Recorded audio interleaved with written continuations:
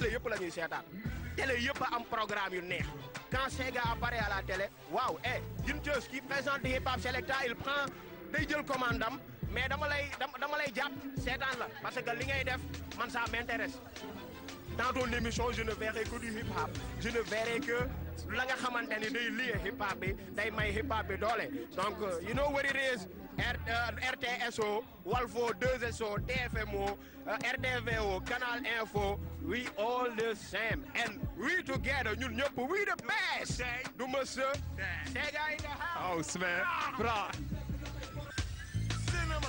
D'habitude on voit pas les filles dans les concerts hip-hop mais ce soir Mamita est là au Stadium Iba Mar Diop.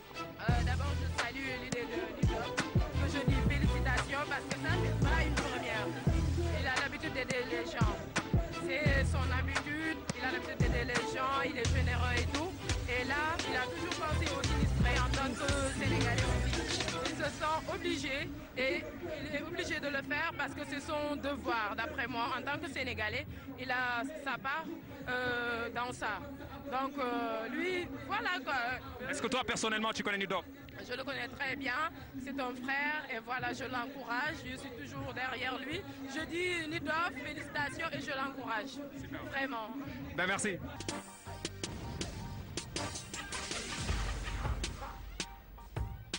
Walla Bogus Walfadjri walla.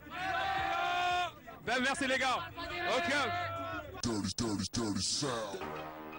DK City, Metal the name. Yeah. Come on, let's roll. Tey jii Metal, tu es invité au concert de Nidof. Quelles sont tes premières impressions? Voilà que déjà c'est un concert gratuit. Il a une bonne initiative.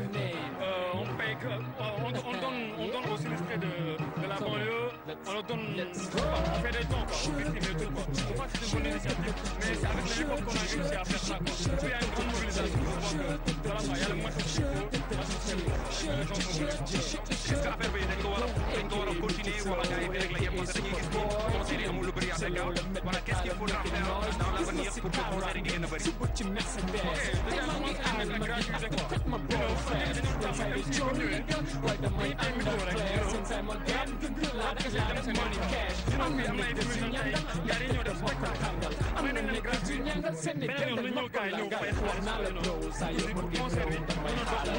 déjà je pense que c'est gratuit quoi. Je parlais par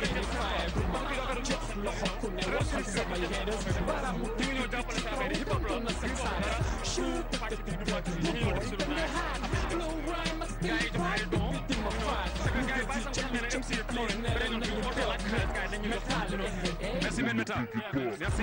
My niggas, my ladies, let's get the crunk now. You love the style, bro. You gonna hide, bro. You know that can rap, that can pop, wicked wild, bro. Look you put in the air, let's get the crunk now. My niggas, my ladies, let's get the crunk now. Choose back in the day, bling you tack at the face. The shit can get you A, double XL to way. Come in the ligne tech, the pussy out to your eye. Go and bass, please, nigga, change the page. Bling, bling, everything is ice. Think as cat baggy, choose moving everything. Nice for my gym at the dab, then get you jackals against. Check them up, future flow, 2075. Boys wanna crunk, girls wanna crunk, but others wanna get high like Jordan when he dunk. Man do my little John, why Muna that can snap your fingers. So flow with the high bonding and get high, my niggas. Get it poppin' boy, my club is cracking boy. Radio MP3 city, but it's trucky boy. DK my pop from down, but King big out and no still a rap. You put your king big. You love the style, bro. You're gonna hide, bro. You know that can rap, that can pop, wicked wild, bro. Look you put in the air, let's get the crunk now. My niggas, my ladies, let's get the crunk now. You love the style, bro. You're gonna hide, bro. You know that can rap, that can pop, wicked wild, bro. Look you put in the air, let's get the crunk now. My niggas, my ladies, let's get the crunk now. Looking at cash money, say for $1 ndax Dakar maa ko moom jaay taar moom ma waar waaye tey amuma money te mënuma xaar su may dem club tonight foog ma mel ni superstar. DK City nigga, DK City girl ñu lay dil la ñu teg comme ci prison break. DK City nigga, DK City girl dañuy chill fu ñu fekk pour ñu disrespect. respect waaye ñaata ñoo si dee si ay business su drogue ñaata ñoo si dee si dem ba di sàcc trop ñaata ñoo si daa pour ñoom love égal fuck boo mënul def ni ñun please rek na nga stop yaa ngi waxu blow jaay yëpp super héros del chill my bro ndax sa mind 0-0 yaa ngi waxu bro xanaa laajoo ñii di chômé dem ba ñoo doon blow nañ la tegal num fa demee right now ñi la ëpp style la bro ñi la gën a high la bro ñi la dàq rap dàq pop wicked wild la bro loxo yëpp in the air let's get the crunk now my niggas my ladies let's get the crunk now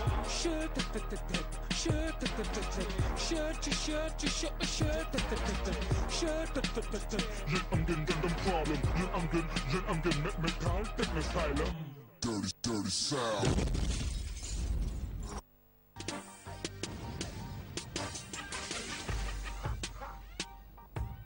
Après donc le concert de Nidof, on est du côté de Just For You avec Walf Diri, Walf TV, DJ Sega. Kiffe ça, c'est Dakar, Sénégal.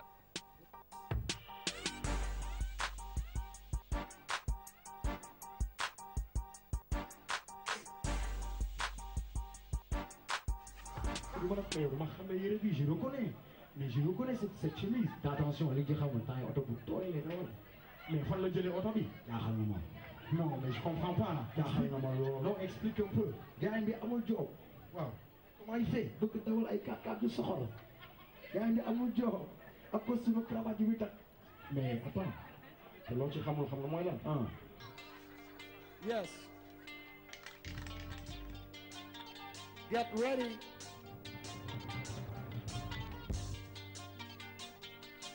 School of life. School of life.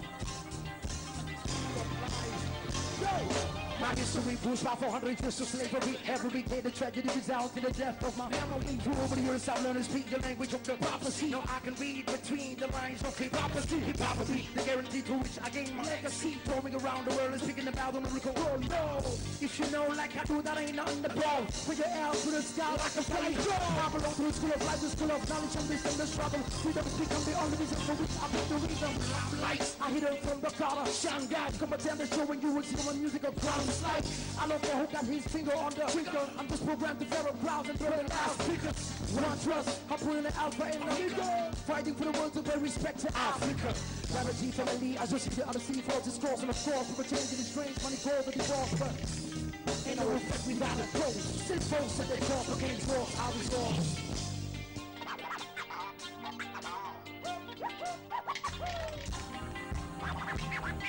Lohoy. Jagadi, bis bu ne lay tàmbali xare bi gëw ma ne àdduna xam-xam dañ koy saane suñ coobare mooy bëri ba duñu seen buntu kuur loo gën a rëy loo gën a raam doo lay ndëkk suñu jaar ci aara ji waar ci àll bi jàllale bataaxal bu du ñëwaat ci gëstu daara bi aada bi yàlla ji ci xaalam bi doxu suuf yaa koy teewat ci gis jëhëram du nit suñu nekk ni la ngemboo suñu taw li bëri info méngoog société bi bu jubalul dëgg tempo yëg saa suñu lu mu ngemboo waaye du wëglu sa nit di dëgg suufal lu mu sasaanoo waar suñu askan bu am na fi doon ni lay gaañoo ci jëkkër yëngu def xam ko gën set wecce gën wér gis wut kepar sax am yaakaar ci li muy sumb ndox lu bëri sax ci jàng lañ mat suñu giiru dund jéega jàng ci dara ci dund lu ñu dund okay, clap your hands everybody, clap your hands everybody, touch your lips, come on, what? Touch your lips, touch your lips. Clap your hands, clap your hands, clap your hands everybody, clap your hands, clap your hands, touch your lips, touch your lips, clap your hands, clap your hands, clap your hands, clap your hands, better clap your hands, touch your lips, touch your lips, touch your lips. Juste un mot sur l'album Président d'Afrique qui fait un tabac actuellement dans les bacs. L'album donc Président d'Afrique est sorti depuis avril et puis depuis lors bon dem nañ Amérique dem nañ Canada dem nañ Europe on a fait aussi beaucoup de pays d'Afrique donc dañ ko doon présenter donc week-end bi au niveau de Dakar au Centre culturel français donc voilà ñu ngi continuer parce que album concept il y a toutes les voix des présidents on fête les 50 ans des indépendances on célèbre les 50 ans d'indépendance donc pour ñun moment de réflexion là donc voilà quoi suñu contribution ci 50 ans Afrique francophone, moi, album Président d'Afrique. Et on va faire des tournées un peu partout dans le monde. Awadi, il a fait des tournées partout dans le monde, mais Awadi, on ne le voit pas très souvent ici à Dakar pour des concerts pour la jeunesse. Voilà, récemment, nous avons le concert Rado, mais bon, Awadi, pourquoi il ne fait pas beaucoup de concerts ici à Dakar? Écoute, on fait pas beaucoup de concerts ici parce qu'on est souvent ailleurs. Tu vois, nous sommes dans le monde. Malheureusement, l'année, c'est seulement 365 jours. Il y a seulement 12 mois. Et voilà. Donc, tu es obligé de soit on se divise en deux. Ben partie d'esprit de faire concert, soit une mission partout dans le monde. Donc voilà, nous sommes au Sénégal, demain Amérique, demain Europe, demain Afrique.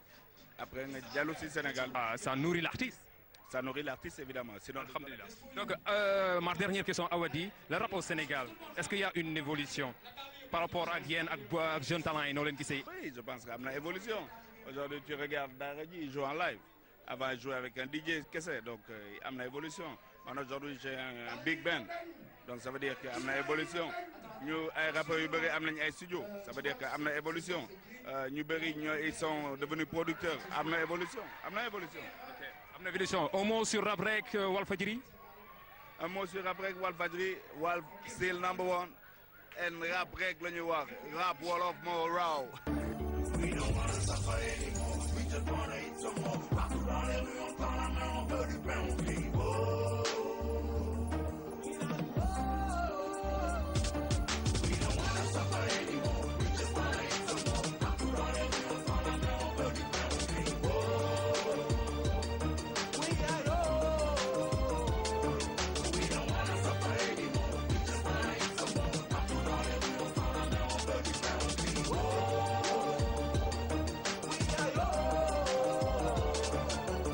Chez moi c'est le même drame, les films qui chantent c'est la même trame. Le peuple de war et les villes crament, c'est les mêmes pleurs et les mêmes larmes. Tu le vois tous les jours, tous les prix flambent. Le prix du riz, tous les prix flambent. Le prix du lait, tous les prix flambent. Le taux du pétrole, tous les prix flambent. Mais la vie est chère, le salaire est bas, le gouvernement ne comprend pas. Son train de vie qui nous blesse, mais le gouvernement ne comprend pas. On a bien fait plein de grèves, mais le gouvernement ne comprend pas. Le peuple non plus ne le comprend pas. Et quand ça tire, on ne comprend pas. Bang bang jusqu'à Douala, bang bang jusqu'à Dakar, bang bang jusqu'à Dover, bang bang à Port-au-Prince. Partout chez moi c'est le même drame. Les films qui chantent c'est la même trame. Le peuple de war et les villes crament, c'est les mêmes pleurs et les mêmes larmes.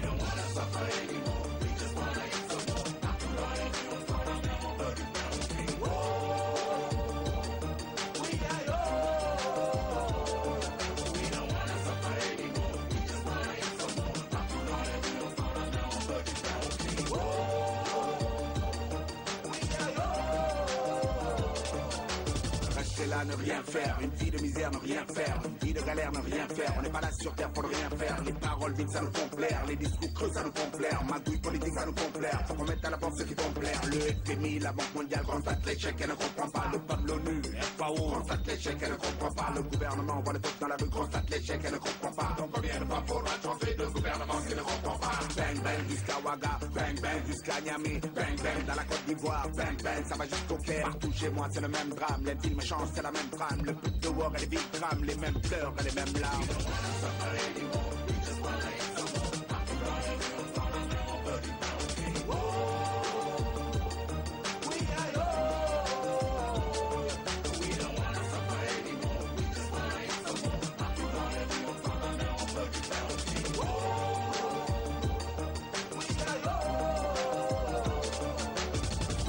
Je parle aussi au nom de l'enfant. L'enfant du pauvre qui a faim et qui louche furtivement vers l'abondance amoncelée dans une boutique pour riches. La boutique protégée par une épaisse vitre. La vitre défendue par une grille infranchissable. Et la grille gardée par un policier casqué, ganté et armé de matraque. Ce policier, placé là par le père d'un autre enfant qui viendra se servir, ou plutôt se faire servir, parce que présentant toutes les garanties de représentativité et de normes capitalistiques du système.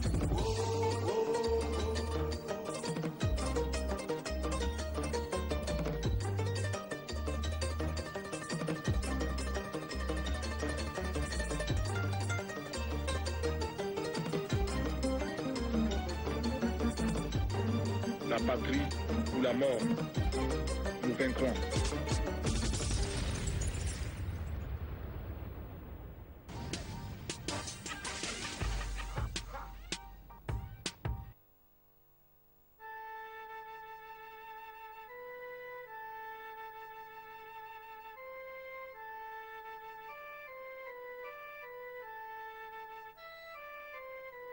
A story from Senegal in Western Africa. In a country where poverty is still widespread, a group of young musicians are developing a unique brand of hip-hop, sending a message of hope to the country's younger generation.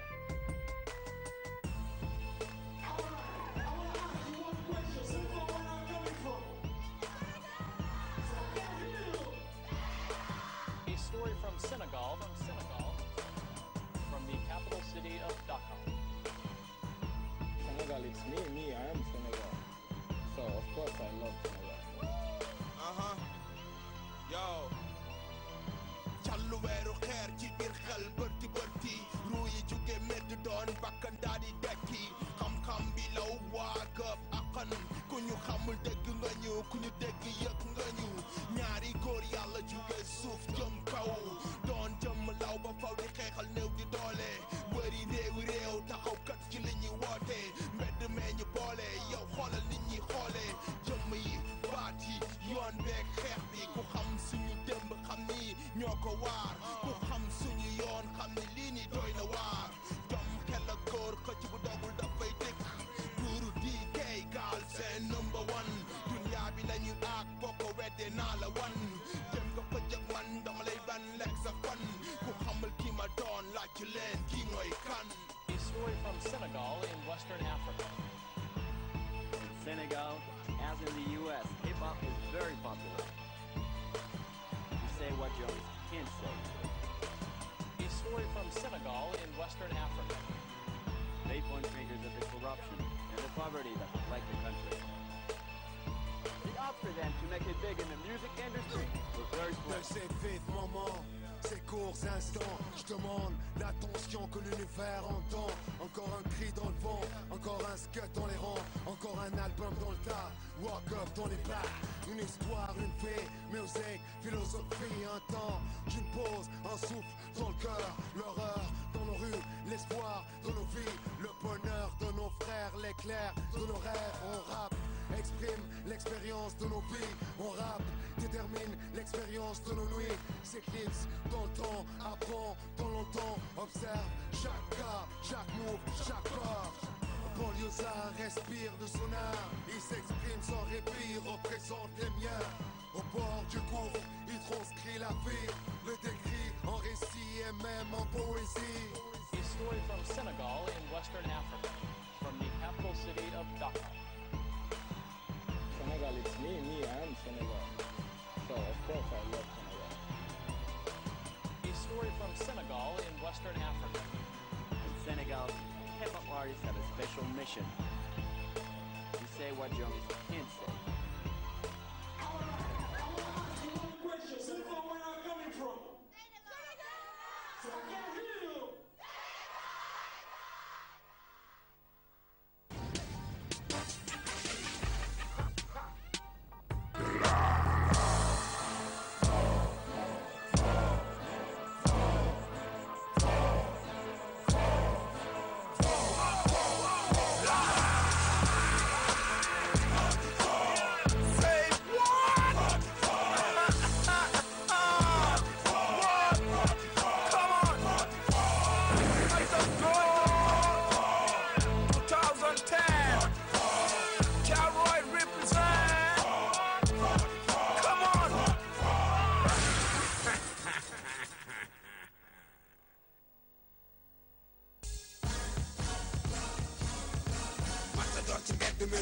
ci kaw beat yi joggi ci kaw rim yi yéeg ci kaw flow yi tegale technique teg tactique tegale MC Randy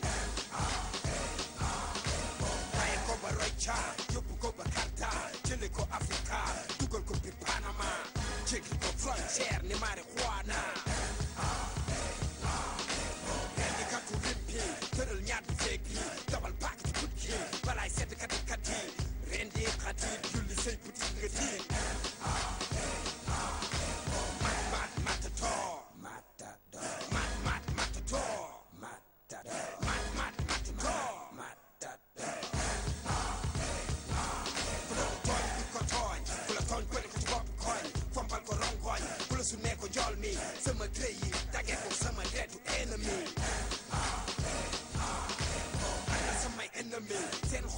sotti nii ngeen ko tër di xëtt nii bàq yi di baax si lii bàq nga njaar dinaa la banka di kaar newoon naa la li may toor yaa ngi toor nelaw ba yandoor munoo gàllankoor matador dafa hardcore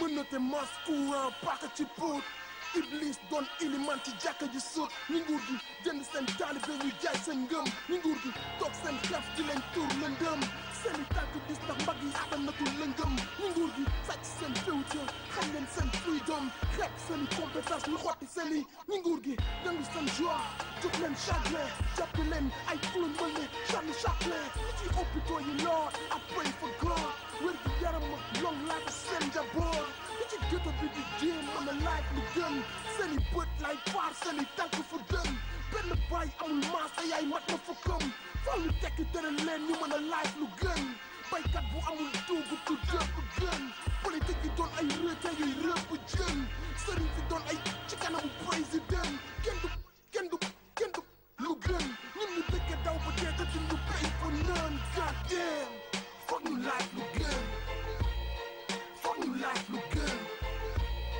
foog ñu life lu gën foog ñu life lu gën ñu nguur gi muur seen shine ba tax ñu blind gisatuñu seen mind lu dul Barcelone tax ñu ber seen yoon daw ba këpp ci géej gi keccax géej gi mboot ya fucking yëg yi for yi loi yi moo tax ñu jaar ci géej gi oh damn foog ñu life lu gën foog ñu life lu gën foog ñu life lu gën jën yi këpp ne askan wi mënatu ñoo corruption ba ñu noot ba ñu mën ne oh no Mr. President please if you hear me now bëgg ñoo ak ak yow fi ci tribunal système baa ngi toroxal ñi ci ginnaaw ñu la fal ba nga doon buur gestul neew rengooñ yaa ngi wal di dox ci dënn xol yi baax yaakaar yi tas fépp di bënn baykat yi amatuñu benn pepp ci gën étudiants yi ci cité bi nga yónnee leen jeunes yi fekk yu mën na nga jox leen ay millions yenn injustice yay déclenché rébellion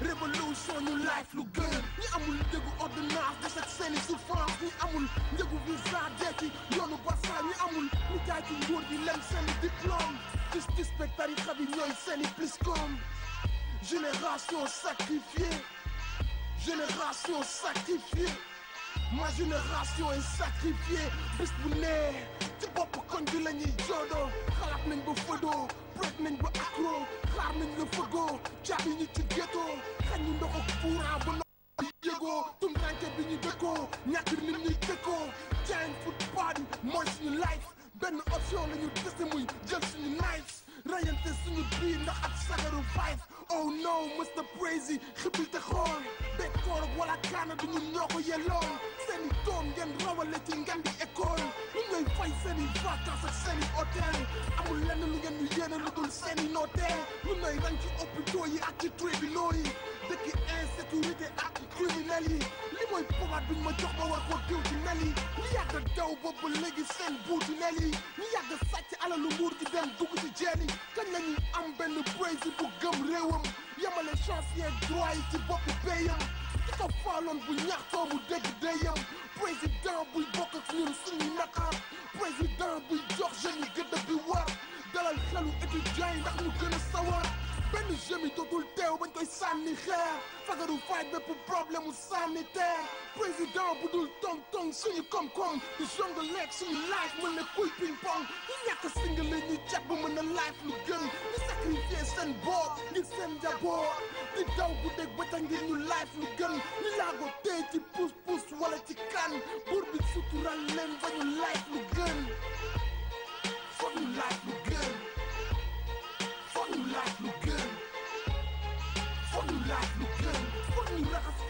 yi sellalaat ruu yi jiitalaat diine ji ci lépp lu ñu fas yéene ji sëriñ si jiital maam yi bu ñu taxal tarixa bi seen i bëgg-bëgg bopp tax ñu soppi charia bi right now ci ñun la des suñu bëggee yërmande bi foog ñu dëkke mandu bi soxla wul ñu yërmande bi toppandoo ba yées baaxul gëm sa bopp yi góona bi bés dana ñëw ñu génn si ñu wàlli yanoon dellu si ñoom ñu jiital réew yi mën a miser ci jeunesse yi lamp yi ci ghetto bi ñu wàññi njëgu dund bi foog ñu laaj lu gën foog ñu laaj lu gën foog ñu laaj lu gën foog ñu laaj lu gën foog ñu laaj lu gën foog ñu laaj lu gën foog ñu laaj lu gën yeah foog ñu laaj lu gën man foog ñu génn si man foog jeunes yi am job mën a jàppale seeni waajur foog ñu job suñu future lan nga foog dañuy toog rek di xoole man du wéy mënul nekk man yeah foog ñu génn si yaaka tey man homies yaa ngi toog di wait bëgg si génn ku leen jox job rek ñu job la ñuy xaar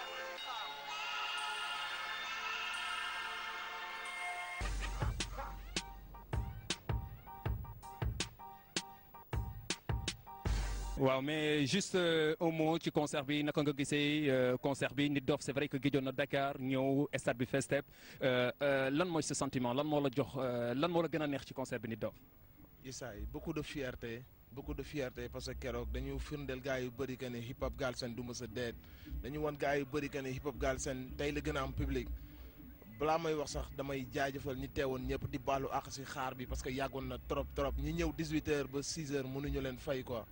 keroog man dama dund loo xamante ne nii mosuma ko dund si hip hop moo tax xam nga balaa may wax dara damay jaajëfal ñi teewoon yëpp public bi yëpp di leen baalu àq aussi sa metti woon na trop si ñoom toogaay bi ni mu yàggee woon donc ñu leen si baalu àq di leen féliciter di leen béggee parce que concert bu amee du ñun ñoom la parce que ñoom ñoo ñu may fitu ñu teg concert bi rappeurs yi teew aussi ñoom ñëpp ñoo def seen transport ñëw jàpp ci idée solidaire bi ñu tegoon ñëw jouer et puis ñooñu aussi mënuñu leen fay big up ab bépp rappeur bu fa teewoon bépp animateur public bi teewoon franchement dama fier trop si concert keroog bi.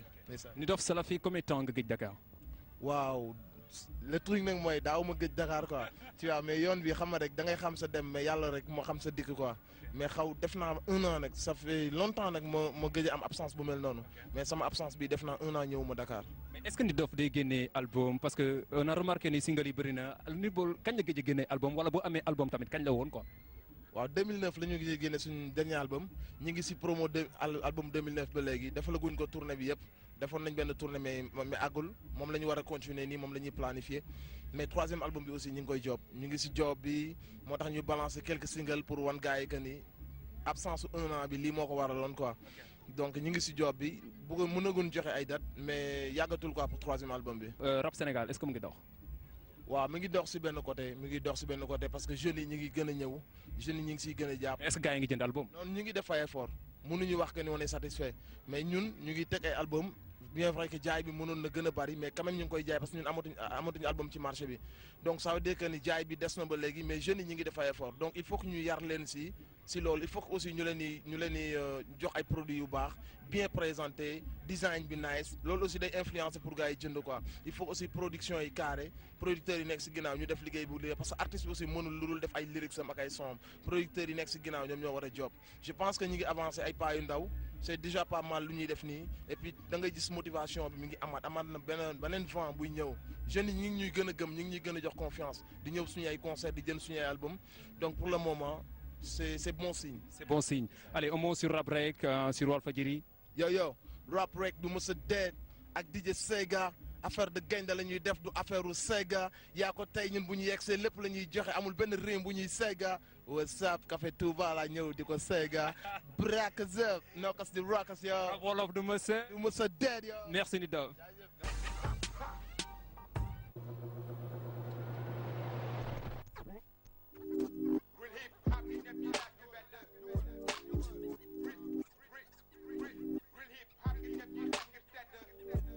ñu mettal di dem ñu yàgg fay te game ñu mënu rap di jéem mag ndaw góor ak jigéen dindi leen sentisme dindi leen indi li gën si yéen dindi li bon si yéen seedet leen beneen Spider-Man ladies and gentlemen di ma gis tëb fake yi ma gis tëb may di dugg ci biir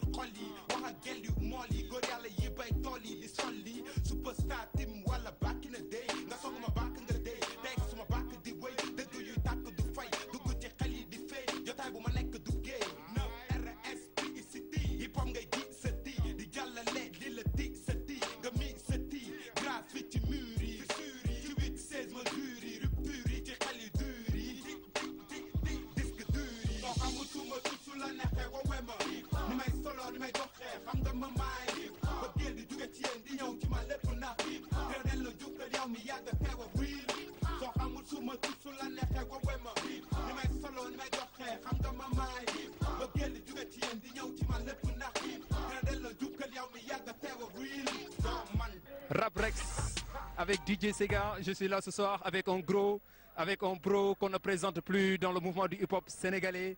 Il se nomme tout simplement Yuka. dafa ñuy defal nag benn freestyle bu nice dans le cadre de Rap Rek Yuka lu bees naka waa DK Plateau nice micro baa ngi nii. Ayo, 1 2 check, 1 2 check. Yang ci rap rek. Ubil sa nopp get yu ka bi teg. Real shit ku ne ngay get rhyme yi di gën di saf. Boobu ba léegi ngay gis mic check duñ ci kaf. Gars yi wër ñu ceene ni taxaw. Ubil sa nopp get suma kaddu di law ba ci kaw. 1 2 3 4 nee na la mic check duñ ci fo. Yaa ngi naw kii jël rim yi di ko jéeri. Caméra bi ñu bind ci Walfadjri. Ubil sa nopp get yu ka flow bu dax la ciiri. Boobu ba léegi ngay gis dañ koy teg di ko jéeri. Ci microphone check mel ni dal ma jéeri you kabi on the track Sadigu mic bi en attaque bandi flow ñëw lekk sa fil yow ubbil sa nopp get yaa ngi nëw ñu téye fil bi weñ ow represent sunuy bro ñëw teew fii ci Liberté 5 ba ba léegi ngay gis jant fenk you ka on the track nigga boom boom man duma yow bokk ñu lu ñu gëm yoon lañ ànd di dox bokk ñu fu ñu jëm sa xel a gëlëm lëndëm ndax rëm tëmbi tëm yow tamitam waroon gaa gëstu xam piste yi disque yi DJ yi si platine yi mix yi yokku fit complexe yi yëngal daanu gel yu sexy yi night club yeeg complexe yi refrain yeeg texte yi naan di tey yi kepp next yi ma nekk fii place fixe bi réflexe bi art disque bi waa ji jëli disque d'or yi fu sorry am sorry ci métaphore yi doxa des misérable graffiti dippi dëpp def graphe indi ñi yàgg dindi minde fii ci bind yi ci mur yi laaj bu dur doon ay artiste nga bañ a tartiste ci laaj bu tartiste ñi ngay xaar gis di la artiste xamul suma su la neexee wowe ma ni may solo ni may doxee xam nga ma maay ba géej di jóge ci yéen di ñëw ci ma lépp ndax te delloo jukkal yam mi yàgg teew ak wiil soo xamul suma su la neexee wowe ma ni may solo ni may doxee xam nga ma maay ba géej di jóge ci yéen di ñëw ci ma lépp ndax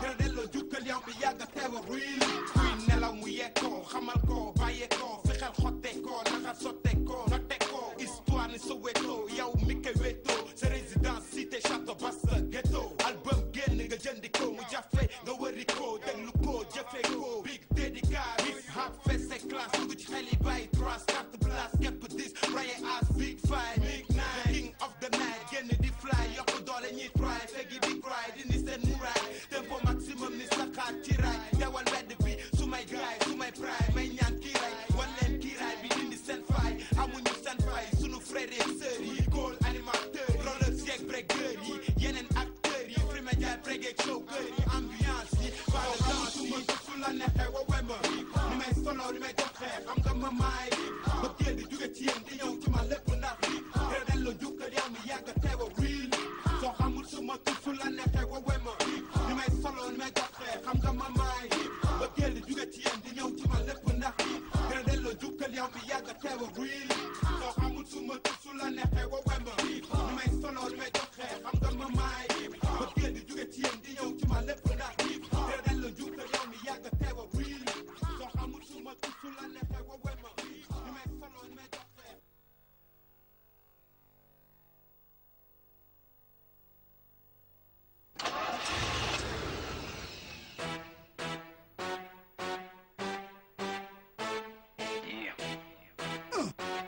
Yeah, 1% reward.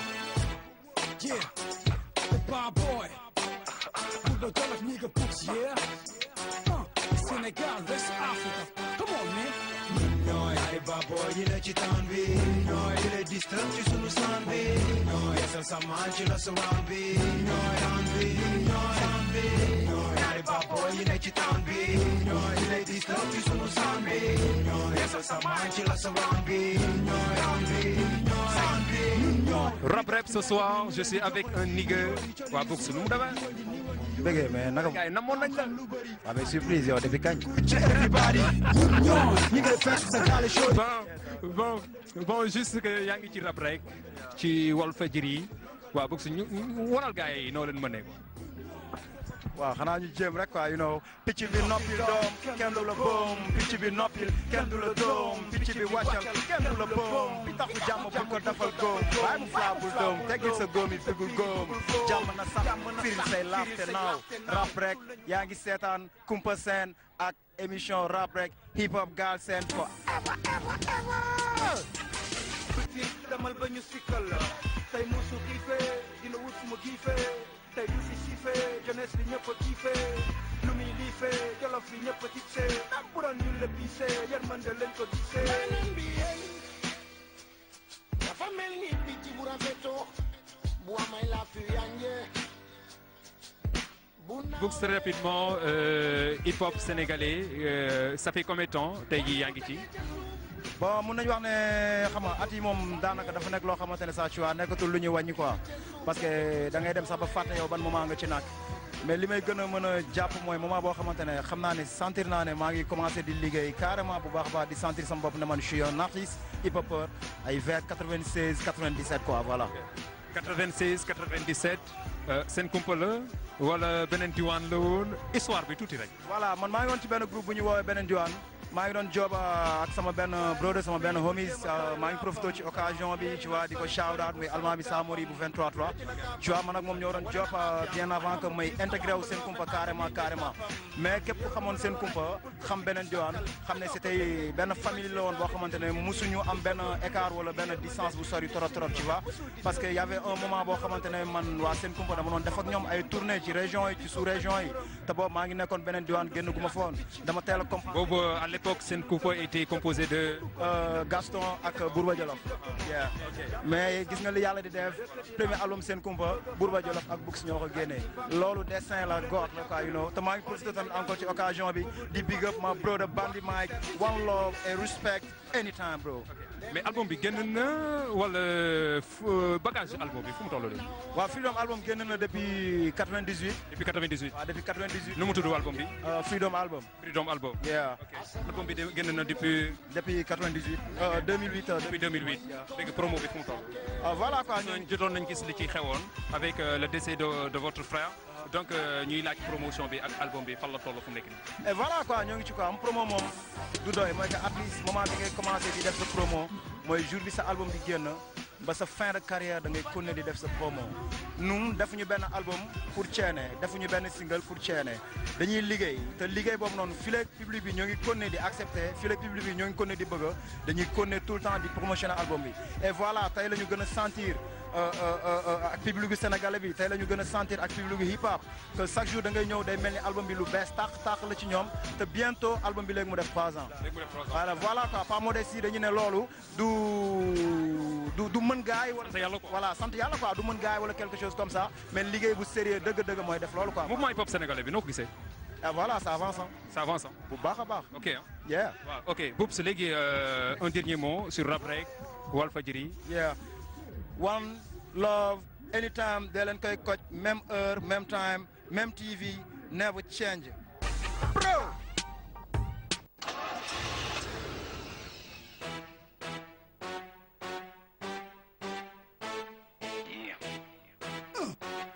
Yeah, Kumpa Seen yeah, the bar boy, Bourba Jolof nigga Books, yeah. Senegal, West Africa. Come on, man. Ñooy ay baboy yi ne ci town bi ñooy di lay disturb ci sunu sound bi ñooy yeesal sa maan ci la surround bi ñooy round bi ñooy round bi ñooy ay baboy yi ne ci town bi ñooy di lay disturb ci sunu sound bi ñooy yeesal sa maan ci la surround bi ñooy round bi ñooy round bi ñooy ñi dox ci mbedd bi ñu leen di joxoñ ci ñi wëri coli ñu si wëri di wëngi ni wëngi yu wëri ñu wëri xam-xam lu bëri as tuut ñu tuut di kuut ci everybody ñun ñooy ñi ngay fekk sa gaale shoori sol jëngal di bëndali dëngal jeng di wengali dëngalu wengali jengali ñangali tàngali longali ponkali fonkali yëngali yankëri ñun ñooy doxatu booni mag yi jaakatu doomi mag yi dem ak dikk sikk si jàng yi ñun ñooy jàngaloo booy di ñàngaloo kooy di tàngaloo gaali sooy fooy ci sunu way yi ñun ñooy ki lay defal ni baay faal dañu oyof ni yaay faal ki la taal di faay dal ñun ñooy gaay nga enal gaay nga fenal gaay nga denal gaay nga benal gaay nga kenal come on ñooy ay baboy yi ne ci town bi ñooy di lay disturb ci sunu sound bi ñooy yeesal sa maan ci la surround bi ñooy round bi ñooy round bi ñooy ay baboy yi ne ci town bi ñooy di lay disturb ci sunu sound bi ñooy sa maan ci la sa round bi round bi round bi yaru ci penc mi ñu doxee tànku mbedd mi tedd nañu sedd bi dëkku nañu tàng bi jéggi métti bi càkkaarloo yedd bi ñun ñooy ñi nga dul seen ni buur tey ñu yëngal sa yuur métti ni muur di tuur xibaaru hip hop non stop yéen rap doo ci topp ñoko ci jàngoro yu xew ci kër yi teg ko ci dër wi yàggoo na xasan tul ñaar ci bëri ñu toog di muñ gëmoo dem ba tey sunu ñàkk dina fay ci barrière ñu lay ñun ñooy ñi ngay xoolee bëtu malayka ñu ne la nuyoo bés bu ne salaam alayka dañu àttan sunu kàttan xeexal sunu bakkan askan bi yàkkam foog li nga gis yaa xam ñun ñooy ñi nga yàggoon a wetti foog kon boo lemal sa kenn te jéem a toog yu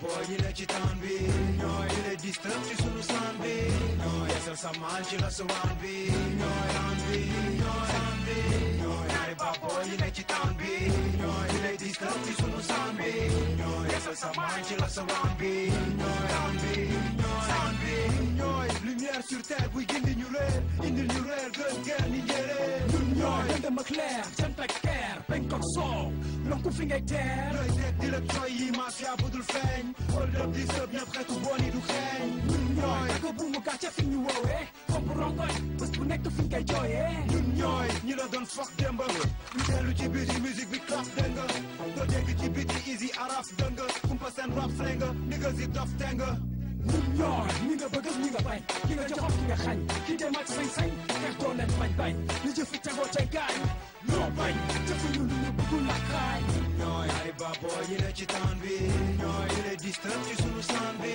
ñooy yeesal sa maan ci la sa round bi ñooy round bi ñooy round bi ñaari babo yi ne ci town bi ñooy di lay disturb ci sunu sound bi ñooy yeesal sa maan ci la sa round bi ñooy round bi ñooy round bi kumpa seen wawa bad boy wawa bañ a dig dinaay nigga mi bad boy muy waa. C'était Rap Break sur Walf TV. DJ Sega à la caméra Saliou B.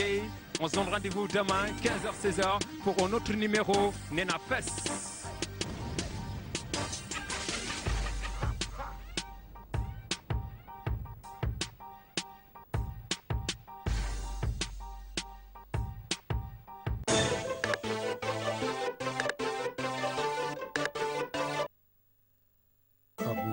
suñu pour dëggal nag ñoom ne it leer dëggal foog ñu dëggal suñu pour dëggal ñu nag ñoom ne it leer dëggal foog ñu dëggal suñu pour dëggal ñaanatuma yeewoo Sénégal njaay nguur gi foqale sëgg lekk laax jaay ñu ngi may mbugal wooy ku may dugal tugal ma yukki poos joxe paas ñoo ngi xoos dëkke kaas sànni ons jàpp waas xëcc ngoos fay pataas dakk suñu salaire ba noppi di ñu guerre doyal naa ci gis justice bu nuy ger lottu naa ci yeewu naan zëm doog ker gaalu dof du teer ñu nag yéen ba géej gi fer dund gi dafa seer kaw gaa ñi mi seer taw bi taw a wàcce góor gi génn ñi takki fer que ça soit clair ñoo ngi dee ci galère autoroute à péage wooy hôtel auto gaspillage wuyaay tabax seeni tunnel wooy ñun la tous garañel wuyaay alam bi leer wooy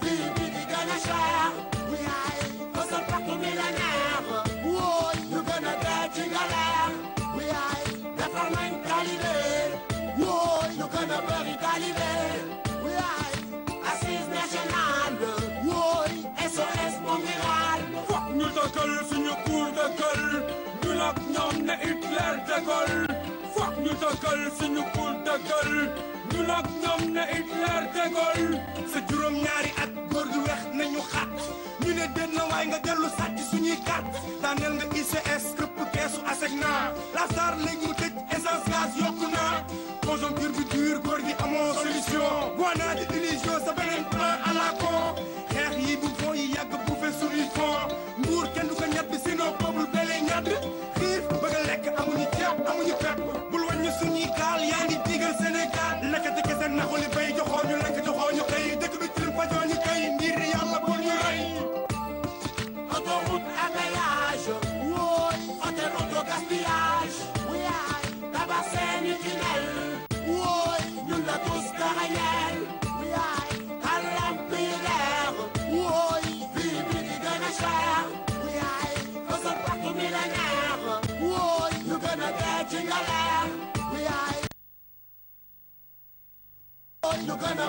talibé.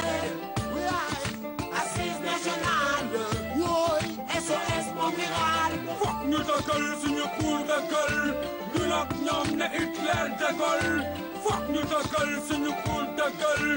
Ñun ak ñoom ne Hitler de Gaulle.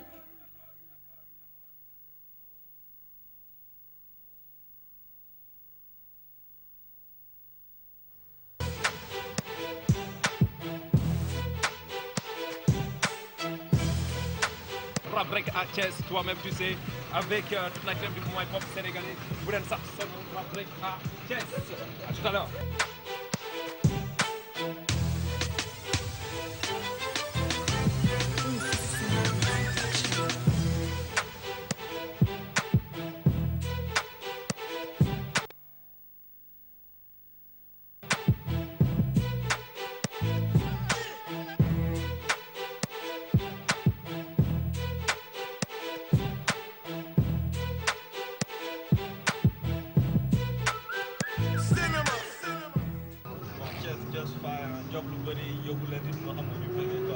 Yeah. Yes, sir. Gis nga damay jël place maag sama benn copain lui se nomme tout simplement borom bagage bëri gis nga xam nga bàyyi sama présentation bu baax yaa ngi direction TV direction Thiès tey jii ban sentiment nga borom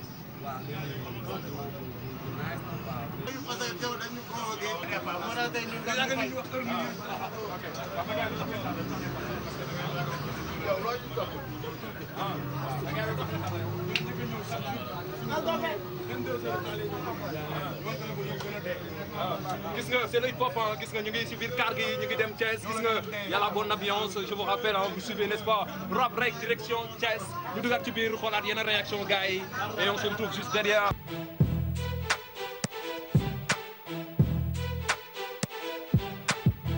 Yes, Rap Break sur Walf TV, n'est-ce pas? Je vous rappelle, je suis en direction, n'est-ce pas, Thiès, pour un grand concert au niveau de la place de France. Hein. Je suis avec un membre du groupe Kër Gi, n'est-ce pas, Kër Gi Kaolack, l'homme son nom tout simplement.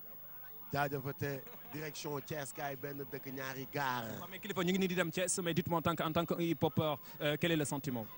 Ouais, mais c'est un honneur et c'est un plaisir d'aller à chaque fois rencontrer au Sénégal. D'abord, nous, on a l'habitude de le faire, quoi. Machallah, on est tout le temps en tournée, on va jusqu'à Fongolemi, derrière fin du Sénégal, pour uniquement rencontrer les publics.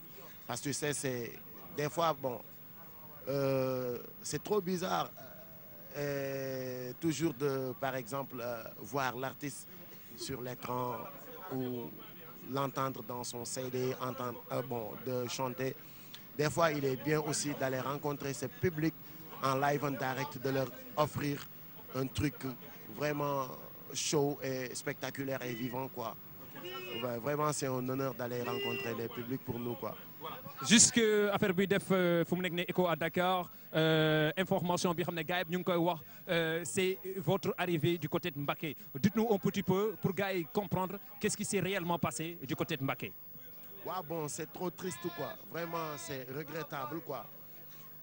Parce que nous, en tant que citoyens, en tant que hip-hopeurs, en tant que aussi des Sénégalais, on a constaté qu'on est à la veille des élections et que l'État n'a fait aucun effort pour informer ou sensibiliser les populations d'aller s'inscrire sur les listes électorales. Alors, en tant que citoyen, on se dit, tiens, pourquoi pas un sport volontaire pour le faire? Parce que, un, c'est notre pays. Un, aussi, c'est ce qu'on réclame, c'est ce qu'on dénonce, c'est ce qu'on dit aussi sur nos albums. Alors, donc, pour nous, c'est lâche de rester aussi les bras croisés, sans rien faire, sans rien dire. Surtout à l'heure où nous sommes, le Sénégal est dans le chaos. Alors, il faut au moins benn parti bu nekk ci côté population bi ñu leen di gis di leen dégg ñu xam ni am na ñu leen bët am na ñu nekk seen xel ak seen lépp di ñëw di leen informer ci actualité yi saa su ne quoi. Alors, c'est ce qu'on était parti faire à Mbacké, comme niñ ko defee woon Kaolack, Kaffrine, un peu partout, Saint-Louis, fépp quoi. Donc noonu lañ demee aussi doon ko def Mbacké. Bi ñu yegg see Mbacké, bon bi ñuy ñëw ci yoon bi l'esprit Y en a marre bi nekk foofu, ils nous ont aussi dit que ni ils n'ont pas obtenu l'autorisation pour faire la manifestation. Mais bon, puisqu'on avait une émission radio à animer à Disso FM, On était parti pour juste faire l'émission et après retourner à Dakar. Après avoir fait l'émission, en partant, en allant chez le coordonnateur local du mouvement Y en a marre qui se trouve à Mbacké, bon, c'est aussitôt que les policiers ont venu nous encercler avec des fusils, des mitrailleuses. Ils étaient au nombre de 25 ou plus, quoi. Embarquez-le, c'est tout ce qu'on a compris. Mais heureusement, nous sommes des gens avertis, sans bavure, sans rébellion, sans rien. Calmement, nous top leen, suivre leen, dugg ci auto bi, ñu yóbbu ñu police. Fa lañ ñu téye pendant 6 heures de temps, de 17h30 à 1h, di ñu enquête ay enquêtes yu fondewul quoi. Donc lu tax ngeen ñëw Mbacké, waru leen ñëw Mbacké. Vous n'avez même pas le droit de porter des t-shirts à l'effigie Y en a marre. Parce que vous incitez les populations pour qu'ils vous suivent. Gna gna gna gna. Bon, des trucs vraiment, ce n'est pas fondé quoi. Bon, c'était juste aussi une façon de nous... Ils veulent tout juste nous diaboliser quoi. Mais tout le monde sait que Y en a marre, c'est un mouvement non violent. Tout ce qu'on veut, c'est la paix au Sénégal. Et tout ce qu'on veut, c'est aider les populations, sensibiliser, informer les populations pour que le Sénégal gagne ci fii bu naqadi bu nekk nii. Quel est le dernier mot pour les téléspectateurs de Walf TV qui nous suivent et pour la jeunesse qui soutient Y en a marre? Waaw, li may wax sénégalais yi muy suñu yaay yi suñu papa yi muy suñu morom yi suñu rakk yi ak ñëpp maa ngi leen di ñaan ngir yàlla lillaahi wa rasuuli bi sabilillah bu kenn ne yëguñu ko quoi parce que aussi ndimbal na ca fekk tamit loxol borom. Sénégal ni mu demee metti na mais suñu dëkk la du xeex du xuloo du reyante du lenn luy faj lii ñu dal li koy faj lenn la képp ku nga xamante ni tollu nga ci âge u voté te amuloo carte électeur demal ci préfecture yi wala ci mairie yi ñu inscrire la nga am sa carte électeur pour li nga xamante ni naqadina la nga bokk ci ñi koy faj wala nga jàpp ni yow yaa ko mën a fajal sa bopp. Donc maa ngi leen di ñaan allez massivement vous inscrire sur les listes électorales te képp ki nga xamante ni voté wuloo 2012 bi jàppal ni leneen lu fi amaat nangu nga ci yow ku ci ànd nga. Je suis avec un gars. Ouais, mais Thiat, salam alaikum. Alaikum salam. Voilà, nous sommes en direction Thiès. En tant que hip-hopper, dites-nous quelles sont les premières impressions? Ouais, c'est cool, on est là. Il y a une ambiance bon enfant, comme d'habitude. C'est la crème du hip-hop qui se retrouve pour un seul truc, pour un seul but, un seul objectif, c'est-à-dire aller à Thiès, comme on l'a fait à Dakar ou ailleurs, à Saint-Louis et dans les autres régions. C'est-à-dire que c'est une tournée qui s'inscrit dans le cadre de School Tour qui a été initié par Jollof for Life et un sponsor de la place. Donc c'est super, c'est génial, les gens sont là, les gars sont là, ça va chauffer, Inch'Allah. Et comment ça va se passer du côté de Thiès sur la scène? Dites-nous, qu'est-ce que vous prévoyez pour la jeunesse thiessoise qui nous attend là-bas? Yeah, comme d'hab, ça va déchirer, comme d'hab, quoi. Des bombes éclatent, benen bagages les donne, quoi. Voilà. Est-ce que tu peux nous dire un petit peu de ce qui s'est réellement passé du côté de Mbacké? Parce qu'on a eu des échos, ça fait l'actualité actuellement, comme quoi que voilà, il y a des choses, voilà, en direct sur Walf TV, une émission hip-hop, on reçoit un membre de Y en a marre, c'est vrai que tu es un membre actif de ce mouvement-là. Qu'est-ce qui s'est réellement passé? En fait, on est arrivé à Mbacké parce qu'on avait prévu de faire le Das Fananal de 9h à 14h, qui nous a été interdit. Mais au préalable, on avait calé une émission radio et une conférence de presse. Donc on s'est dit, écoute, si le Das Fananal nous est interdit, l'émission radio et la conférence, ils ne peuvent pas nous l'interdire. Donc on est parti faire ça. Mais à la fin, comme Kergui doit jouer demain samedi à Mbacké, on avait des affiches pour le concert. On s'est dit, on va en profiter pour aller voir les organisateurs de ce concert et les gens qui s'occupent de Y en a marre dans la localité. Alors on est sorti de la radio. À une ruelle de la maison du gars, la police s'est arrêtée, nous a appréhendés, on est parti au commissariat, ils nous ont dit, bon oui, vous n'avez pas le droit, sachant que votre mouvement dérange la plus haute autorité de l'État, vous n'avez pas le droit de mettre des t-shirts à l'effigie de Y en a marre pour inciter les jeunes à l'insurrection. On s'est dit, mais écoutez, on vient de croiser des gens qui ont mis Vive Ablaye Wade ou Balla Gaye ou Modou Lo. Ça ne choque personne. Mais pourquoi on n'a pas le droit de mettre des t-shirts Y en a marre? En fait, ils nous ont coffrés pour rien du tout, quoi. Ils n'avaient aucun motif. Donc on vous a coffré? Bon, ils nous ont retardé là-bas jusqu'à 1h du matin avant de nous le lâcher, quoi. Donc pour des protocoles à la con qui n'ont aucun sens parce qu'on a l'habitude de dire ouais, gna, gna, gna. À chaque fois on te demande les mêmes questions, on te pose les mêmes questions. Moi je pense qu'il y a une mauvaise volonté de l'État il n'y a aucune politique allant dans le sens où on veut informer les jeunes pour qu'ils aillent s'inscrire sur les listes électorales. Moi, je pense que c'est un truc très noble ce que fait Y'en a marre aujourd'hui. Essayer de faire comprendre aux jeunes qu'il faut aller s'inscrire sur les listes électorales. L'État devait accompagner cette initiative au lieu d'essayer de freiner cette initiative. Donc, je pense que c'est une fois de plus montrer que ay cuune lañ que mënatuñu quoi, que voilà, c'est un régime finissant quoi. C'est quoi le dernier mot, le cri de cœur pour la jeunesse qui nous suit en ce moment? Allez vous inscrire sur les listes électorales, daas leen fanaanal, préparer février mi ngi ñëw ñu jëlee fi régime bi teg fi beneen lu gën inchallah kër gi one love Y'en a marre, Y'en a marre, Y'en a plus que marre.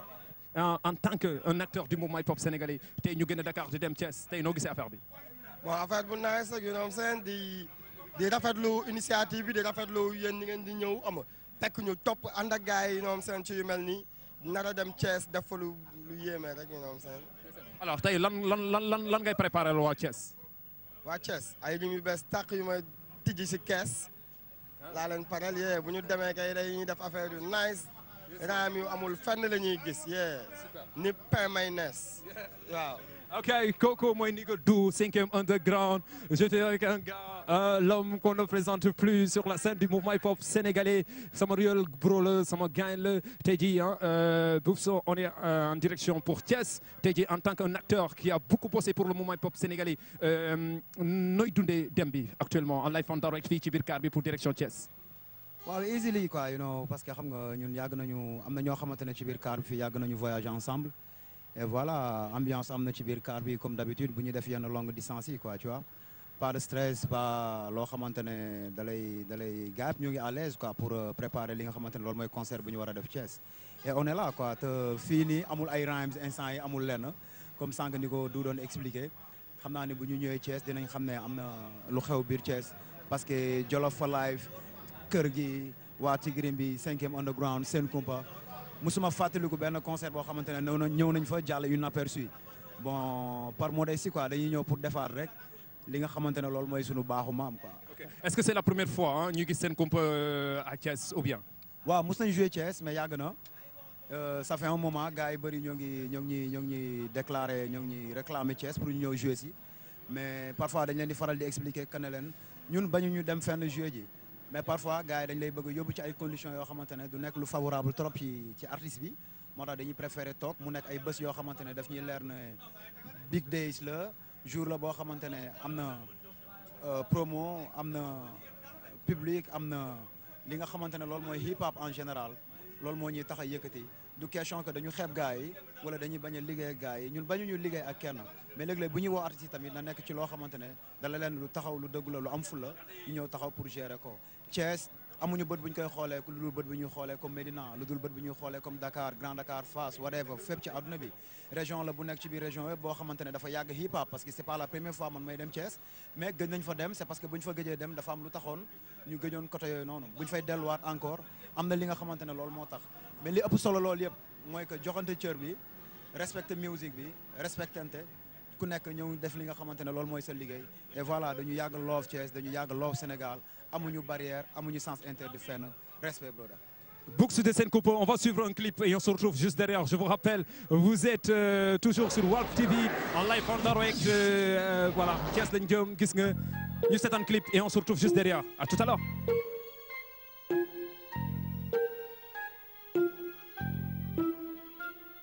Yeah, it's been a long time. One shot. You know how we do. benn paa bu teg ba fekk si ma yaa ngi ci den janni neen jar dama di duma may tuul ma njuuma fu ma rabi duma dama di duma bomb ni Hiroshima ñëwal dimbali ma lem dem foog dem ñëw jéem si dëppandi ma sim sima bo ñeme simi sima sim sima tim lima rim dina sumbi sa mbubu tugu dagg sa cucu no tuddu beneen yoon bantu bu guddu niggas yi wangalo dangalo benn buntu di tëccu ñu jaare ko parenter amul ruccu tey ñu ñoo di la gangsta suba ñu wu Tang Clan one gang bu ci duggu tey ñu ñoo di la wañ sa duggu fuck flang fuck blang ayca leen ayca ñu dem microphone bi nekkul off bu ngeban ayca ñu dem bul hit bul dof bul xoof ayca ñu dem microphone bi nekkul off ayca leen ayca ñu dem microphone bi nekkul dof mu ngi on ayca ñu dem bul tiit bul daw bul xoof ayca ñu dem microphone bi nekkul dof nit taxaas fa xas lépp lu ñagas bàyyi xel ci sunu tey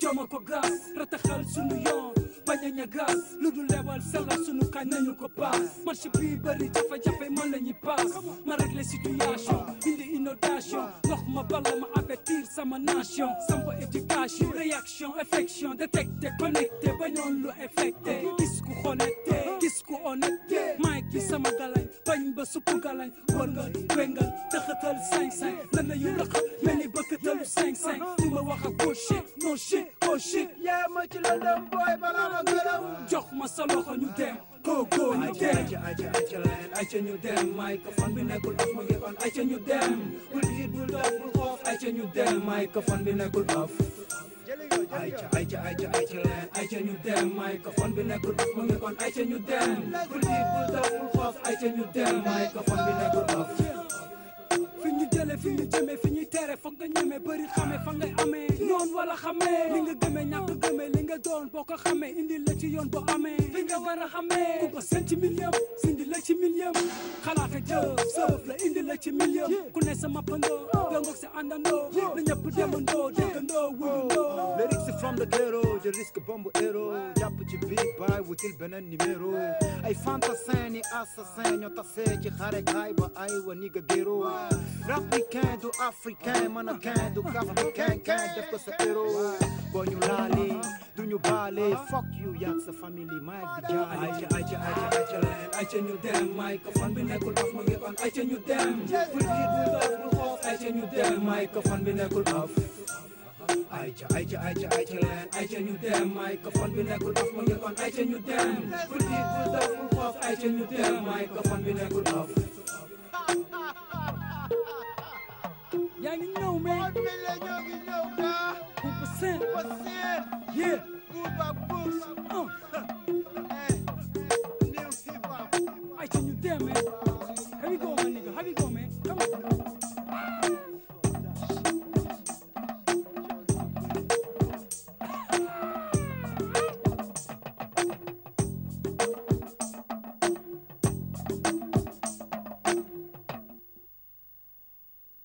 gis nga yaa ngi dund rap rek live on Darwek ci biir kàr gi direction Thiès Ndangaan avec n'est-ce pas toute la crème du mouvement hip-hop sénégalais. Je suis avec Simon. Simon, c'est vrai que c'est un gars qu'on ne présente plus sur la scène du mouvement hip-hop sénégalais aussi. Un gars qui a mis sur pied, n'est-ce pas, ce concert mun nañ ko wax tey jii Simon gis nañu la crème du hip-hop ci biir kàr gi ñu ngi dem Thiès tey jii en tant qu'un acteur comment tu vis cela?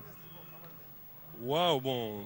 mooy lu ñuy wax sant yàlla ça prouve que ne le mouvement hip hop mu ngi jëm ci yeneen anam mu ngi gën a structuré wu sponsor yaa ngi commencé def confiance parce que au début problème bi moo doon woy dafa bëri coow dafa bëri xuloo dafa bëri xam nga mais il suffit nga ne leen am na ay événements yi nga xam ne ñoom dañ koy sponsoriser yu ëpp xuloo yu ëpp xeex te malgré ça ñu ngi foofu.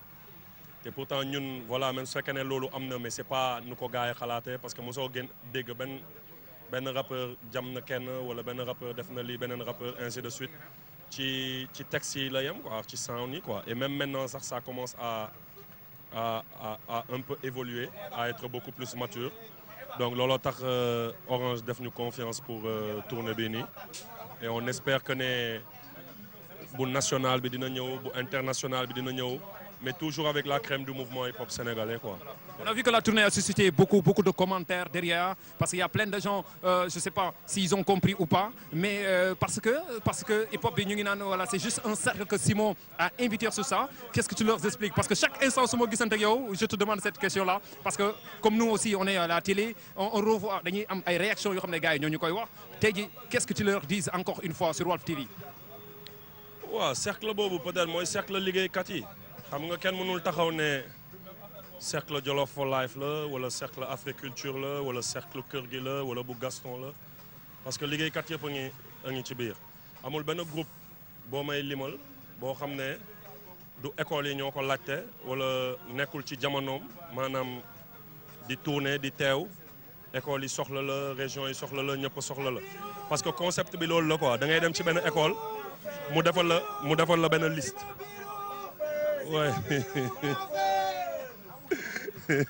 xam nga donc da ngay dem ci benn école ñu defal la benn liste mu ne la ñii laa soxla nga ne leen ñii waaw mën naa la amal ñii mais mënuma la amal ñii parce que ñii laa signal ñii signalul ma la par exemple am na école yu lay laajte ay Abou Thioubalo ay Wally Seck ay xam nga Philippe Montero bon da ngay gis ne Philippe Montero am nañu ay right nga dem wax ak moom nga ne ko lii laa am cachet mu ñëw signé am na ñu lay laaj ay Wally Seck am na ñu lay jaay Papa Ndiaye Coppet donc tu vas vers eux et pourtant c'est pas le mouvement hip hop comprendre nga mais mënoo dem benn école laajtewul benn groupe te duñ la indi bon underground bi ñun on les prend en charge mais on voit ce qui marche tamit on a vu que ne B-Crew moo jël hip hop discover d'office mu ngi ci biir on a vu que El Phénoméno moo remporté hip hop feeling ça n'a rien à voir avec Jolof for Life wala lu Jolof for Life organisé moo ngi ci biir on a vu ay gars yi mel ni Jihad Under suñu production la Seven Shot révélation la tu vois on a pris des gens de Kaolack tey Thiès y aura Kay Armée bi Kaolack la jógee ay gars yi mel ni xel ci kaw xel Mbour la ñu jógee tu vois ay Hardcore Side ba Ziguinchor la ñu jógee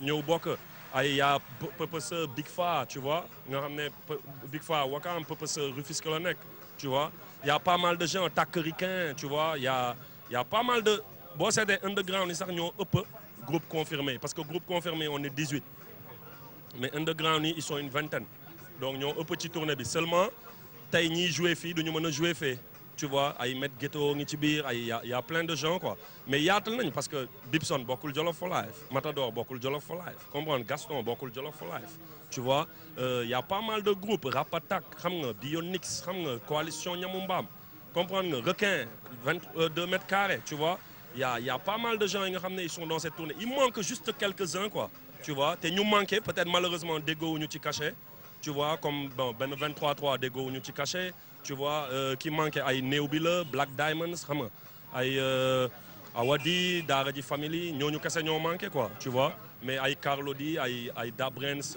vidéo bu bees ñëpp a ngi ci Ndiaye y a presque toute la crème du mouvement hip-hop dedans Maxi Crazy Rescapé j'en passe Alien Zik j'en passe quoi. Super. Allez c'est vrai que Simon donne trop pour le mouvement hip-hop sénégalais quand le prochain album de Simon.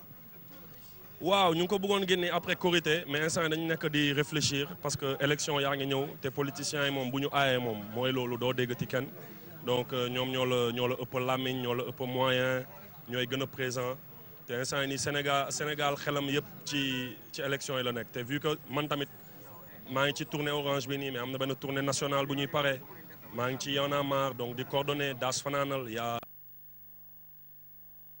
ma def loolu yëpp tamit génn album tamit di ko suivre donc ak staff bi on est en train de réfléchir parce que bii pas album bi du Jolof for Life kese moo koy liggéey album bi vu que triple album la dafa 10 on va travailler avec plein de structures ici et international tamit quoi tu vois donc looloo tax on est en train de réfléchir naan est-ce que duñu bàyyi ba après élection yi génn mais am na benn surprise bu ndaw bu ñuy waaj a teg histoire de maintenir histoire de voilà quoi wane ne mais dina leen dal. Est-ce qu'on peut avoir juste benn affaire hein, pour les téléspectateurs de Walf TV qui nous suivent surtout de Rap Break. waaw benn affaire mooy li ñuy wax rek mujjee ñëw si game bi gën leen képp Gambie blow Bordeaux New York Nouakchott ba Gambie drapeau bi di flotter moo lay merloo lu ko suma ko dama ko job Simon la du merloo enchanté l'enchanteur mënoo comprendre ñu barde si man xolu di jaay prek du fii baar de si mën li may teg bunti di tijjeeku mooy fatt sa banneer bul es bunti jeeku ma xaama bi lal samay jëf doomu Kaza doon touch nigga bi yombu te ëf waalo si ndey mankaañ si rêve doon ci game bi moom la ma sama seetu di wan bàyyil rab dellu sa àll bay lu sekku bi di wan doo kon boog bul ma yëngal gis-gis yëppant waral casquette yi ma koy dëngal. Yes, extrait de son prochain single qui sera disponible bientôt dans les bacs. Affaire à suivre sur Walf TV dans Rap Break. Voilà tey yaa ngi nii ñu ngi nii direction Thiès tey en tant qu'un acteur du pop sénégalais nooy dundee affaire bi. waaw avec plaisir ah xam nga bon avant tout ñu ngi nuyu Sénégal yëpp tu vois di nuyu say auditeurs ak auditrices Walfadjri Rap Break quoi. Donc voilà xam nga tournée bi commencé nañ ko ça fait presque xam nga ça va faire un mois et demi et que voilà depuis lors xam mi ngi gën a baax et que c'est très important aussi ñu gis acteurs yi nga xamante ne ñoom ñoo bokk mouvement bi di duggante quoi. Ok Donc c'est très important en fait tourner les temps. Comment se comporte le groupe actuellement, le groupe Tugrimbi? Parce que nous les tout le temps, on voit pas Faji. Comprendre nous comment se porte le groupe? Non, lolo, 2 fois la règle, hein, 2 fois là, parce que en fait, Fadi il a des voyages d'affaires qu'il est en train de faire. Ci région yi dafa am ay voyages mi def yoo xamante ne en fait tout le temps dafay rester ci cadre Tigrimbi quoi. Donc groupe loolu la parfois day am koo xamante ne mooy gën a présent mooy gën a am jot moom mooy teewal xam nga keneen ki malgré son absence il est toujours dans le groupe quoi. Donc Fadi xam nga tournée bi xam nga 2 fois lañ ko ci gisul c'est parce que dafa am ay voyages mi def actuellement ni mi ngi ci benn voyage bu mu def nii et que loolu yëpp aussi dafa rester ci cadre job bi quoi. Parce que avons une tournée bu ñu war a def au niveau de Ziguinchor inchallah le 16 ak le 17 donc ci cadre boobu la demee foofu quoi instant mi ngi côté Zig pour lijjanti yenn affaires yi foofu noonu quoi voilà. Allez, le prochain album de Tugrimbi parce que gars yi ñu koy xaar c'est pour quand? Le prochain album non xam naa dañuy bàyyi gars yi consommer bi comme bii nii xam nga moo jël meilleur album 2010 te ñu ngi ci 2011 dañuy bàyyi gars yi gën ko gëstu parce que album bi album mbóot la comme gars yi nañu koy waxee album la boo xamante ne vraiment xam nga chaque jour di nga ci mën a génnee loo xamante ni gisoo ko ci woon quoi donc dañuy bàyyi gars yi consommer ko instant yi ñi ngi job nag quoi ñi ngi waaj a drop benn single bu doy waar boo xamante ne vraiment xam naa ne bu génnee moom gars yi dinañ ñii moom ñii xanaa ay comme ni ngeen koy waxee Lamine Samba xanaa ay jinne lañu àndal quoi waaw. tey jii xam nañu gars yi ñu ngi xaar waa Tugrimbi à Thiès tey jii lan ngay wax gars yi waa Thiès. non Thiès moom dafa nekk dëkk boo xamante ni ñun dañ fay sawar di fa dem parce que foo xamante ni boo fa demee jàmm la fay xaar ak salaam ak ay fans yoo xamante ni chaque jour dañ lay woo xam nga ñëw leen Thiès xam nga donc dëgg la boo xamante ni ñun bu ñu fay dem à chaque fois dañ fay dem ak mbégte quoi dañ fay dem ak ay grand plaisir parce que li ñu fay fekk la dëkk la boo xamante ni vraiment gars yi dañu apprécier depuis nag xam nga yàgg na quoi loolu xam nga c'est depuis 2 fois laay def et que xam nga album bi mu génnee ba léegi 2 fois lañ fa dem donc bi mooy suñu 3e fois ñu fay dem donc loolu mënuñu lu dul am ci mbégte quoi dem Thiès ak feneen quoi parce que mooy en général li may wax rab bi yemul Dakar rek quoi rab bi il faut gars yi di ko tas quoi tu vois ce que je veux dire parce que tey boo xoolee au début aux États-Unis le rap était à New York mais dem nañ ba ci biir mu dem LA mu jóge LA dem Dirty South xam nga Atlanta xam nga donc affaire bi loolu la quoi xam nga donc Sénégal aussi affaire dafa war a mën a tourner quoi rab bi di développé ci secteur bu mu mënti doon soit Thiès Saint-Louis Ziguinchor Kaolack xam nga dëkk bu mu mënti doon xam nga rab bi am fa tànk boo xamante ne vraiment dañuy sawar ñun ñi nga xamante ne ñoo nekk Dakar xam nga di fa dem quoi parce que certes loo gis dafa am début day am un commencement le rap xam nga a commencé à Dakar mais tey dugg na ci région yi et que loolu man dama ciy kontaan parce que xam nga tey buñ nee musique du Dakar rek quoi buñ nee Sénégal du Dakar rek quoi donc xam nga Sénégal Dakar la Thiès la xam nga Saint-Louis la Ziguinchor la Kaolack la xam nga c'est les 11 régions quoi tu vois je veux dire donc c'est vraiment important gars yi di dem ci région yi di gëstuwaat li fa am quoi di partager aussi ak artistes yi nga xam te ne ñoo nekk ci locaux yooyu quoi. Merci. Il fait partie des révélations, n'est-ce pas, du pop sénégalais. Big Faa, tu es dans le voyage pour Thiès. Dites-nous, en tant qu'un acteur du mouvement hip-hop sénégalais, nooy dundee voyage bi actuellement. Avant tout maa ngi nuyu waa Sénégal ñëpp comme ni ko gars yi di waxee bon ku gis lii xam na tey Thiès day boy quoi comprendre nga ñu ngi ànd ak rap rek ku gis bus bi ay xam nga ñu ngi ànd ak waa Tugrimbi Sen Kumpa 5e underground Simon kër gi xam nga Big Faa xam nga tey ñu war a dem boyelu Thiès quoi xam nga concert la boo xamante ne tey ku ko tardé sa live dootoo amati concert bu mel noonu quoi xam nga. Allez, Big Faa tey jii pour gars yi ko xamul Big Faa mooy kan et puis ça fait combien de temps d'existence déjà.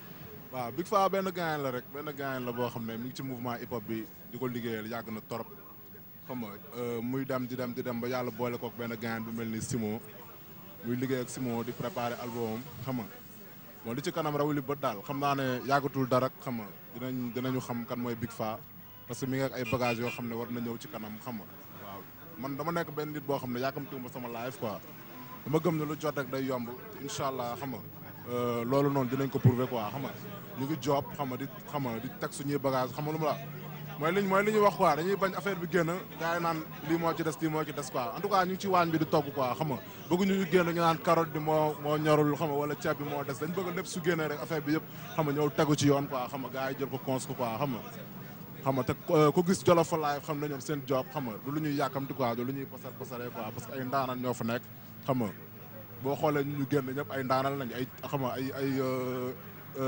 kii nu mu tuddati seen kumpa 5e underground tigérim bi xam nga ak gars yi fa nekk ñi nga xamante ne ñu ngi ci suuf xam nga gars yi xamaguñ leen te dinañ leen xam comprendre nga mooy li may wax rek xam nga parce que mooy li may wax sama moroomu underground yi nga xamante ne peut-être amaguñu producteur wala amaguñu yenn kii ci mouvement hip hop bi quoi xam nga gëm sa bopp liggéey xam ne affaire bi xam nga bon mën ci la mais tamit respect ak sa moroomu nit tamit ci la quoi comprendre nga respect bi nga jox sa bopp moom ngay jël delloo ko nit yi quoi comprendre nga waaw loolu man pour man soo ko defee rek live bi lépp loo ci yóotu da nga koy jot quoi xam nga man concept boobu laay demee quoi xam nga di big up di big up rap rek comprendre nga di wax gars yi tey ñu ngi Thiès xam nga dañ koy boyal comprendre nga jarul sax laaj quoi parce que ay ndaanaan rek a nekk ci oto xam ne mouvement hip hop xam nga Sénégal xam nga tey xam nga mooy loolu quoi dinañ def faaya quoi